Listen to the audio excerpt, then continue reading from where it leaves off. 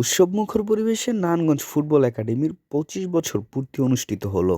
শনিবার বিকেলে নারায়ণগঞ্জের জামতলা ওসমানী স্টেডিয়ামে অনূর্ধ্ব-১৬ ফুটবল দলের এক প্রীতি ম্যাচের মধ্য দিয়ে প্রতিষ্ঠাবার্ষিকী অনুষ্ঠিত হয়।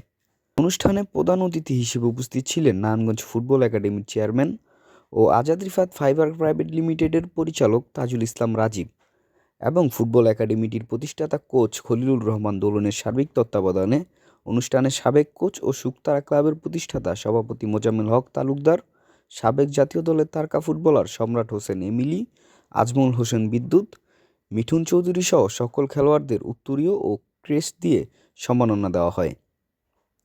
ঠিক আছে, স্পন্সর অবশ্যই একটা একটা দল সামনে আগানোর জন্য বা একটা একটা একটা ক্লাব সামনে আগানোর জন্য অবশ্যই জরুরি, কিন্তু এর চেয়ে বেশি জরুরি হচ্ছে যারা আসলে ফুটবলারদের তৈরি করবে বা খেলোয়াড়দের যারা তৈরি করবে, এই গড়ার যে কারিগর তাদেরকে বেশি দরকার।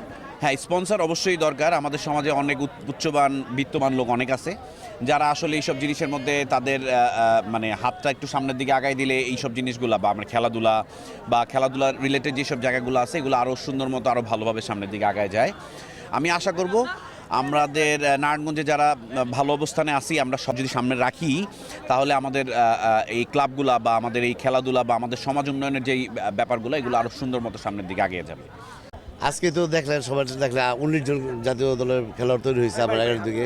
আমার মনে হয় না যে বাংলাদেশে আর কোথাও কোনো একাডেমি বা বিকেএসপি তো যাই না, বিকেএসপি তো এতগুলি ন্যাশনাল প্লেয়ার তৈরি করছে কিনা আমি জানি না, কিন্তু ইনশাল্লাহ আল্লাহর রহমতে আমাদের একাডেমি থেকে এর মধ্যে 19 জন ন্যাশনাল প্লেয়ার তৈরি হয়েছে।